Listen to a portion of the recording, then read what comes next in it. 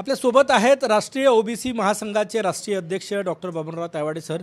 Sir, आजपासून पुन्हा एकदा जरांगे पाटील यांनी आंदोलन सुरू केलेलं आहे आणि त्यांची प्रमुख मागणी आहे की ओबीसी मधून आरक्षण मिळावं। नाही, हे बघा, त्यांचं काम ते करून राहिलेले आहे। आता 1 वर्षापासून 1.5 वर्षापासून आपण सातत्याने त्यांच्या मागणी ऐकतोय, करतो आहे आणि आम्ही सुद्धा त्यावेळेस आमच्या भूमिकेवरती ठाम आहोत की कुठल्याही परिस्थितीत मराठा जातीला ओबीसी संवर्गातनं आरक्षण द्यायचं नाही। सरकारने तशा प्रकारचं आम्हाला आश्वासन दिलं आहे, लेखी दिलेलं आहे। ओबीसीच्या आरक्षणाला कुठलाही धक्का लागणार नाही आणि सरसकट मराठा समाजातल्या व्यक्तीला कुणबी जातीचे प्रमाणपत्र दिले जाणार नाही। त्याच्यामुळे आम्ही अजूनही वेट अँड वॉचच्या भूमिकेमध्ये आहोत, पण सरकार अजून खोकलायला तयार नाही आहे।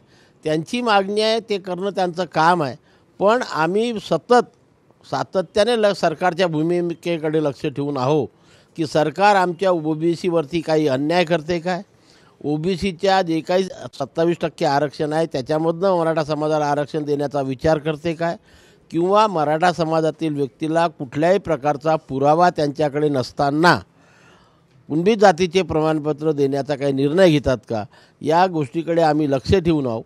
आणि ज्या दिवशी आम्हाला असं वाटेल की सरकार या दोनपैकी कुठली तरी गोष्ट करते आहे, त्या दिवशी या महाराष्ट्रातील संपूर्ण ओबीसी समाज रस्त्यावरती एकत्रित येऊन आपल्या संविधानाच्या अधिकाराचं रक्षण करण्याकरता सुसज्ज आहे, असंच मी म्हणेल। आज आम्ही सुसज्ज आहोत।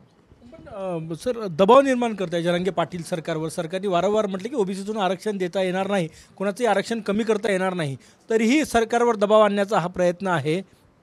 हे बघा, मी वारंवार सांगितलं आहे की सरकारने आम्हाला आश्वासन दिलेलं आहे आणि आजपर्यंत सरकारच्या सर्वच मंत्र्यांनी, मुख्यमंत्री, सर्व उपमुख्यमंत्र्यांनी वारंवार स्पष्ट केलेलं आहे की आम्ही कुठल्याही परिस्थितीतून मराठा समाजाला किंवा जातीला ओबीसीच्या आरक्षणातनं आरक्षण देणार नाही आणि ओबीसीच्या आरक्षणाला धक्का लावणार नाही। त्याच्यामुळे आम्ही खंबीर आहोत। दिलं तर तुमची काय भूमिका असेल? ओबीसी समाज आपल्या हक्कासाठी संघर्ष करण्यास तयार आहे का? या संपूर्ण महाराष्ट्र रस्त्यावरती येईल। मी आधी सांगतो तुम्हाला, मागच्या वेळेस आम्ही संपूर्ण महाराष्ट्रातल्या मोठ्या मोठ्या शहरामध्ये हजारो लाखो लोकांचे मोर्चे काढले आणि सरकारला आम्ही आमची शक्ती दाखवून दिलेली होती। त्याच प्रकारे ज्या दिवशी आमच्या संविधानिक अधिकारावर गदा येते आहे हे आमच्या लक्षात येईल, त्या दिवशी पुन्हा संपूर्ण ताकदीनिशी या महाराष्ट्रातला ओबीसी रस्त्यावरती उतरून आपल्या संविधानिक अधिकाराचं रक्षण करणार आहे। जरांगे पाटील यांना काय सल्ला देणार तुम्ही? नाही, आता जरा सल्ला काय, ते कोणाचा सल्ला ऐकत नाही, त्याच्यामुळे सल्ला देण्यामध्ये काही हे नाही आहे। ते त्यांच्या मागणीकरता हट्ट धरताय सरकारकडे।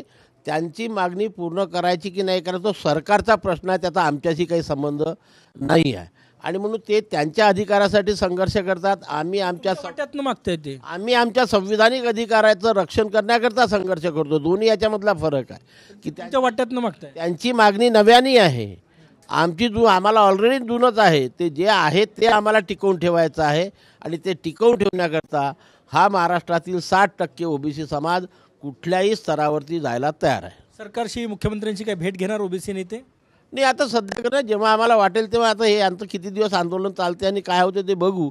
आमच्यावरती काही गदा येते तेच वाटत आम्ही मुख्यमंत्री का सर्व मंत्रिमंडळाची भेट घेऊ।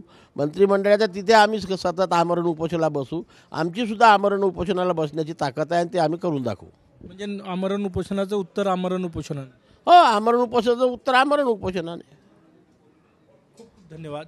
कॅमेरामॅन सचिन सयामसह गजानन उमाटे, TV9 मराठी, नागपूर।